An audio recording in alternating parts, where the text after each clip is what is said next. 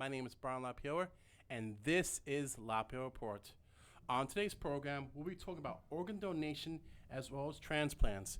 And here today, we have returning guest Joanna Lucci, and we also have additionally 4 more new guests added to the program. We also have Janet Saulter-Hemmer, Jennifer Lentini, Moran Venizzi, is that correct? Yes. Okay, and Joy Lim. Okay, everybody, welcome to the program. Thanks, Thank you. Brian. Thank you. Welcome, Joanne, and thank you for everyone's patience here on the show. Joanne, let's begin with you right away. Thank you for coming back. Oh, no problem at all. Okay, tell us what has happened since the last program, if you want. Okay, the last one was a year ago, Yes. and so being that I'm a lung transplant, this year I went to Transplant in America. Okay. I came home with 3 medals, 4 if you want to count the 5K walk. I ran for the first time in I don't know how many years. And that was all because of my lung transplant. That's my donor. Okay. And the reason why we are here, all of us, is because we have to raise awareness Okay. for organ donation. We used to be 50, we're now 49. So this, for New York State, that's pretty low. Okay. And you never know who's going to need a transplant, you know, and transplantation is becoming very popular. So then I try to bring awareness to the table, and people say, well, no, I'm not interested, or I don't believe, or whatever. I try to make them understand that we have 23% on the registry right now for New York State. Okay. Out of that 23, maybe 17% are good. 15 maybe, while 18 a day are dying, waiting for organs. We really got to pull together and have to get more donor people to sign up and, you know, see what we can do. I might need a lung. I want to know another one. So I might want to know that there's, you know, donors out there. Yes. You know, my friend is a living donor. Okay. And just to make viewers aware, the condition that you have also is COPD, Absolutely. which is COPD. chronic organ. Chronic obstruction, pulmonary lung Yes. disease. Yeah. Yeah, I still have it in my right lung, Okay. which is now collapsing. Okay. And I might have like 5% usage of that. Okay. My donor lung Mhm. is 71%. Okay. And I went from having 15% lung capacity. Yeah. So when you become an organ donor, and when that time comes, you save another person's life. Okay. You know, and the impact on that is just the best feeling that you have. Okay. So, yeah, organ donation, yay.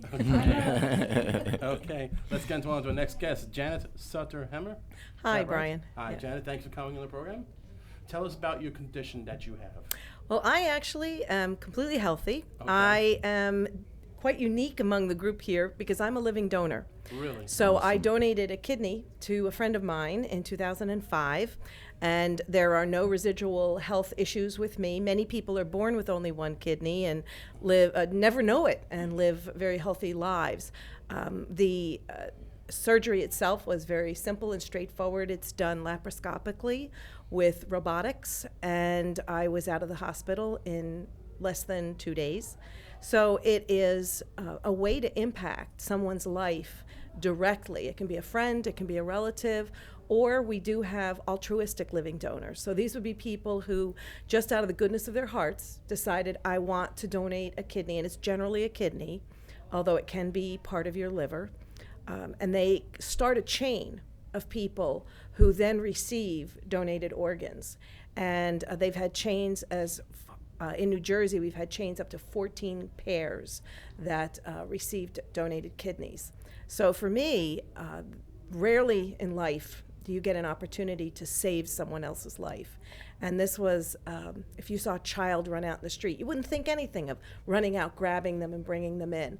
And this is an opportunity for someone to help a family member, save the life of a friend, and through living donor, and while that is a very different commitment than signing as a organ donor, it is still becoming actually more and more popular, because right now there's over 100,000 people on the waiting list for a donated organ in the United States. You don't say.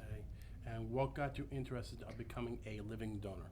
Well, I had actually, this is going to sound kind of funny, I read a People magazine article about somebody who donated a kidney, and I said, oh, wow. So that would be something I could see me doing someday. And when a friend of mine I was actually talking to his wife, who was describing the struggle he was going through being on dialysis, which is not a cure when your kidneys aren't functioning. It actually only takes out about 10% of the toxins in your body. And he was struggling and sick, and I said, what is his blood type? And she said, B positive. I said, well, I'll donate. And that's how it all started. It's just a friend helping a friend. Okay. So you have B positive blood? I do. Okay. I do not have B positive. I have, you believe it or not, my brother, my mother, and my father, who passed away back in 2005, they were B. I came out having with O. Wow. Oh, nice. Yes. So Okay. you're the rare. Well, Janet, thanks for your feedback. And now we'll go to Jennifer Lentini. Tell us about yourself. Tell us about the condition. My condition actually, it started when I was 13 years old. I was a healthy 13-year-old girl living my everyday life, and I started to have severe stomach pains. I actually have a younger brother who's 6.5 years younger than I am, and he had open heart surgery when he was 2. So I was always the healthy older sister. And one day I had these really bad stomach pains, and my parents would actually take me back and forth to different doctors, and they kept telling my parents that I was 13, there was probably nothing wrong with me, until one day I had gone to an emergency room and they wanted to do exploratory surgery in my abdomen region. And when they went to do the surgery, I actually went into cardiac arrest on the table. And I ended up taking out my appendix, and afterwards I came out and they sent my parents home. They said, go be with your son and my brother, and about 2 hours later they called my parents and said, your daughter's dying of heart failure, come and say goodbye. And at that moment my parents came to say goodbye to me. They had a priest actually give me my last rites, and there was one doctor there, luckily for me, he was my angel, and said if I could stabilize your daughter, I could take her to Columbia Presbyterian Hospital, and there she's going to have to await a heart transplant. And I woke up, I was only 13 years old, they told me, now you have to wait for a heart, and I didn't really understand what that meant. But I waited in the hospital for 3 months and a day because I got something called cardiomyopathy, where my heart was so enlarged it couldn't function anymore. So to walk about 10 steps, I couldn't even walk without a wheelchair. And at 13, I was just a young girl living life, and I was dying. And a young boy actually donated me his heart. And if it wasn't for him, I would not be here today. His name was Matthew. Okay. And I have a picture of him. Sure, go ahead. Maybe, I don't know if we get a shot of the picture from the camera or not. Or maybe let me get the picture, Okay. please. I'm like hold it up on. We're gonna hold it up on. We're gonna like show right here. Okay. He was a gunshot victim, and if it wasn't for his family to decide to donate their organs, Okay. I would not be here today, and so many others as well. They donated each of his organs, and he was only 14 years old. I really truly believe that he is my guardian angel, and without him, I would not be here today, and so would others. I just went to the Transplant Games of America for the first time myself, and I played singles tennis. I came home with a bronze medal, and it was one of the most wonderful and uplifting experiences you could have ever had. I never met my donor family, but I always hoped that one day I There could. you go. And he truly is my angel. And the reason why I speak is I received my transplant at 13. I wasn't supposed to live to see my 18th birthday. I'm 31 now. Wow. So I just celebrated 18 years, and I call it almost my miracle day. I think everyone that gets it, it's just such a wonderful celebration of life. And mine was July 6, 1996, and I'm actually pre-transplant again because I developed something called coronary artery disease. But what that means is, unfortunately, 18 people die every day waiting Gotcha. for a life-saving organ transplant. And the reason why we're all here is to share our stories and show you it doesn't matter what age you are, what race, what anything. It could be anyone, and it could happen to your friend or family, and if it did, you would want someone to help them. And it really is the best gift you could give someone, the gift of life. Okay. That's very incredible here. Now, you did have one heart transplant already. I did. Are you, so, is the, from what you told me before, you need a second heart transplant? Unfortunately, transplantation is not a cure. Okay. It helps you, but you still have to take medicine the rest of your life. You go for different procedures, and I don't know why one person can have an organ for a year and it lasts, and some people have them 25 years and plus. So it really is about getting the word out and spreading awareness, because you have so many people that are waiting. And as I said, 18 people die every day for no good reason in my eyes. And living donation has really gotten very popular for kidneys and liver transplants, because the waiting list is so high. And if we could change that, make New York's numbers go up, it's really impacting all of us. Because one day it could be you, it could be your friend, it could be your child. And when I go and speak, right now I'm not working, but I try to speak as much as I can. And if I go to high schools or different places, somebody tells me, well, they're not an organ donor. I asked, if your child needed an organ, would you want them to get it? And sometimes it changes their mind. Not always, but it's really about, I always say, planting a seed. Even if they don't sign up right away, you plant that seed in someone's head, and one day they might really think about it with a full open heart. Okay, very good. Now we have Moran Venezi. Yes. Okay, that's right. Tell us about your condition. And before we get on to condition here, tell us about the shirt that we have right in front of the table. The shirt that I have displayed is the Hearts in Hand logo T-shirt. Okay. Hearts in Hand is a nonprofit that I founded in 2011 Okay. after I myself received the gift of an heart and liver. I was born with tetralogy of Fallot, or single ventricle, or blue baby syndrome. Okay.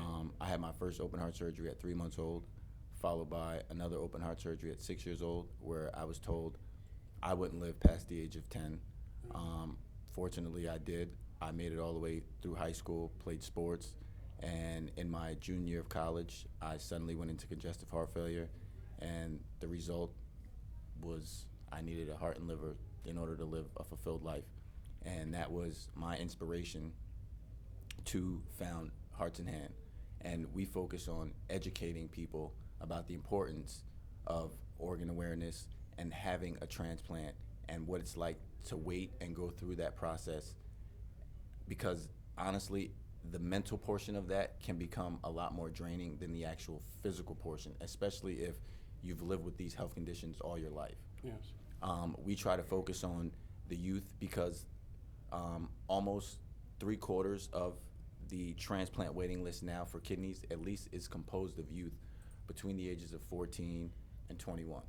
And that's a major portion of our future. So if we can educate the youth as to the importance of organ donation, or even registering to become an organ donor, then I feel we'll have saved the future later on down the line. And at that point in time, they'll be able to educate others, and organ transplant and organ awareness and organ donation can become something that is done more often, because it is a life-saving it's a life-saving thing, and it's important that we help others, support others, and spread the idea of saving lives throughout the community, like Jen said, amongst all races, amongst all people of all ages, because you never know. You can be healthy, like I'm sure all of us were at one point, and then all of a sudden have that taken away. I don't know if you can imagine being, able to do everything, and then all of a sudden one day it just all stops. And from that point on, it's just like, wow, why me now? Why me now? At this point in my life, I'm doing so good. So Hearts in Hand focuses on helping you answer those questions, and helping you as well as educating you through the process, which we all hope at the end of is very successful. And unfortunately, there are circumstances where transplant isn't, very successful in a fulfilled life, but at least it's something that's known, it's something that's spoke on, and a lot of the myths and faux pas of it have been answered and squashed. And, we hope for better results at the end of it. Okay. Now, the condition that you have, which is with the fibrosis, what's it called? No, this condition? tetralogy of Fallot, otherwise known as single ventricle. I was born with a very small and almost absent left ventricle. And if everyone doesn't know, the left ventricle is the ventricle in the heart that pumps the oxygenated blood throughout the body. Okay. So not having one compensated a lot for, the pumping of the oxygenated blood, my breathing, Gotcha. and also my liver. So when my heart failed and the repair surgery of what they call a Blalock-Taussig shunt, Yes. which helps pump the blood. When that failed, the only other option was transplant because, being able to survive with 3 ventricles or a deformed heart is Okay. almost impossible. Now, the condition that you have, it's not hereditary, is it?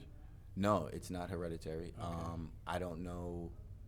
The disease now Yes. is more known or more common, but in 1983, when I had my first major appointment and first major surgery, there wasn't much information about it. And then when I had my second one in 1987, that was during the national blood shortage in New Jersey, and there were a lot of things going on related to medicine at that time. So that's when my case really became studied more, and they were able to make breakthroughs in certain things.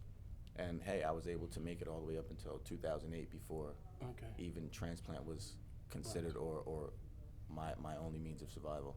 Okay, very good. And last but not least, Joy Lim. How are you? Thanks coming on. So is everybody on the program. Tell us about yourself and the condition that you have. I'm pre-transplant, which means that I'm waiting to be listed for double lung transplant at Columbia Presbyterian Medical Center. I have pulmonary fibrosis, which is also called interstitial lung disease. Basically, it's a scarring of the hardening of the lung tissues. Yeah. So when you have a scarring and thickening of the tissues around the alveoli, which is the air sac, then the blood circulation, the oxygenation will affect that, and you don't get enough oxygenation into the bloodstream. So you can get symptoms like dry productive cough, which I have severe cough. I've been really getting better for a month now since they gave me a chemotherapy. But before that, I coughed until I broke my ribs. Last year I broke my ribs. My lung function last year was at 33%, and they couldn't bring me back up until this month. A month ago, they gave me Rituxan, which is chemotherapy, and within 1 month, I went up to 40%. So it's improving. But also, I want to touch base on other symptoms like when shortness of breath with exertion. Sometimes with exertion, sometimes not even without exertion, like even talking can get shortness of breath.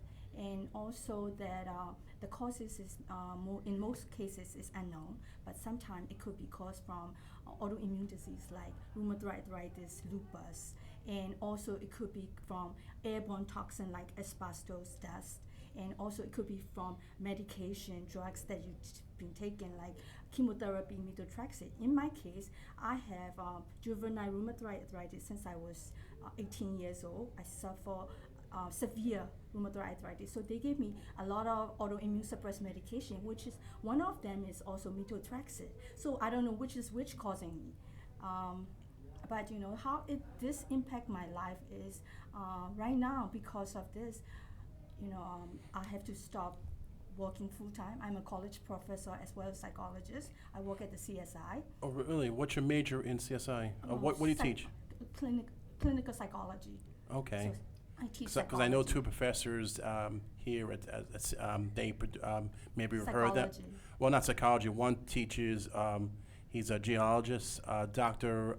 Alan Benimoff. You ever heard of him? No, What that I about know. Dr. Patricia Brady? Well, she teaches astrology. No, not that I know. No? I know the psych department. How long you been at CSI? How long you been at CS for? Since 2010. Okay. Since 2010 or 2011. Okay. So, it's hard for me to talk Yes. because I constantly cough. Not right now, I'm not coughing, thank goodness. That's good. That's actually So, pretty good. constantly cough, and then it's really hard, shortness of breath. So, basically, I just want community and people to be aware of that. My end stage will be I need a double lung transplant. Period. Otherwise, I will end up with pulmonary hypertension, respiratory failure, heart failure. So I want people to be more aware of that. People need to participate in go ahead and register, and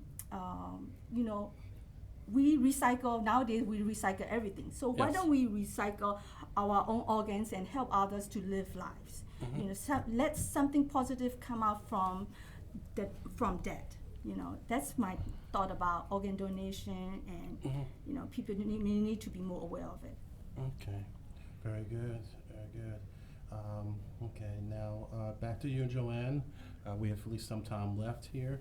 You were part of Team Liberty at the Transplant Games Yay. in Yeah. Houston, Texas. Yay!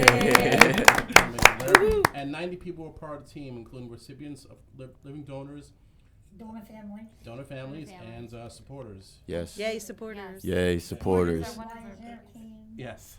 My sister Patricia Rayo. Okay. My daughter Nicole Ilucci and Vinny Ilucci came. My dad and my uncle and their wives came, you know, to surprise me out there in Texas. It was the best experience that I have ever did in my lifetime. It was competition. Yeah. It was running. It was meeting a lot of people like Janet and around. Jennifer and me were talking online for years. Long time, And we yeah. finally met in Texas Okay. when she's here in Long Island. Went to Houston. But yeah, my major concern is transplant. Right. To get New York to get higher numbers. Mhm. And anybody, excuse me, anybody who's transplanted is free to join Team Liberty Yeah. from the state of New York, New Jersey, Connecticut, or any team. Across the country. Across Yeah, Every across the state country, has every a state has a team. Program. This is One- what happens when you're on medicine. One of the great things about the Transplant Games now, it's run by a nonprofit organization, Transplant Games of America, and all the states have either a team or they combine to have a team, but they now allow living donors to participate. Yes. And so that's been exciting. This is the first time I could participate, and I came home with a gold medal in breaststroke and a gold medal in bowling. Yes, So, yes, yeah, it was yes. great. And there's about 4,000 people who participate. There's a big 5K run, and Team Liberty is going to be well represented in another 2 years when we're in Cleveland, Ohio. Cleveland, Ohio. We're all going. It's Yep. Yes. gonna go. And the one- And go ahead, sorry. Go ahead, Yeah. Jennifer. Well, Go ahead, Jen. doesn't matter. Oh, I just Go gonna say ahead, the yeah. wonderful thing about the games too is that I had always heard about it, but I was never an athletic person, so I was a little afraid to go. But when I got there, when you first get there, especially for your first games, it's just a very overwhelming experience. There's so many senses going off, and you're meeting all these great new people. But there's something for everyone. You could play trivia, you could do darts, you could bowl, swim. There's really an event for every single person. It doesn't matter what level you're on, and people are just friendly. And at the 5K walk, everyone could do it, as you said, supporters, and they're one of the greatest people that are there. They're really there to just help each of us. And you go as a team, and they actually have Team USA that goes to the World Games. Next year And in they do that Argentina. every other year. Yeah, So Argentina. 1 year it's in the state, 1 year it's here. But if you really are someone, even if you didn't have a transplant, anybody could go be a part of Team Liberty. As you said, that's New York, New Jersey, and Connecticut. And it really does feel as if it's a family. Yeah. And you could go no matter what your skill level and just enjoy yourself and live Yeah. life. And ahead, you know, Brandon. Joanne didn't mention it, but she was also I my did. one of my basketball Yeah. team members. We played basketball. We brought the bronze medal home for Team Liberty. I also participated in golf and brought the bronze medal home. But to elaborate on what everyone said for about the Transplant Games, it's a great experience. It opens you up to a whole nother world of people who know exactly what you've been through, and they are with you while you celebrate this new gift of life that you've been given.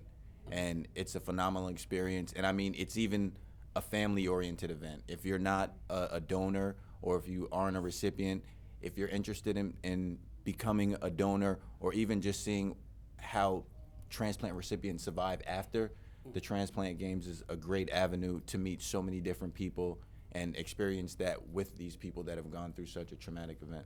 Okay. I want to also touch base on, emphasize more on the need for organ donation is Yeah. we need more people to participate and register. And just last month, I heard on Tenton Wind and also in the Daily News, stating that there's only 22% of New Yorkers are registered, and overall 48% nationally, and 675 New Yorkers die from waiting for transplant. So it's really important that people are aware of this and help people, to do the good deeds. Even after you die, you still can do the good deeds to help other people continue their lives. Okay. One deceased donor can save up to 8 lives. Exactly. Just wanted to throw that out there. Exactly. And with tissue and Yes. other stem cells and marrow, you can save up to 50 Pancreas, lives. liver. So the need and the awareness is there, and it does save lives. So Yes. register if you're not. There's so many avenues. Okay. The time's definitely running out on the program here. We don't need the music, really, Guy. We don't need the music. I just want to thank everybody everybody here that came on the program here. They go be contacted by everyone's emails that's listed in the credits here. Running short. I'd like to thank right now Andrew Weiser, Christopher McCabe, Christy Moretti, the accounting firm at Agency Advisors, and to all the viewers out there. I'm Brian LaPayower, and this was LaPayower Report. Thanks for watching. Thanks. Have a great Thank night. you.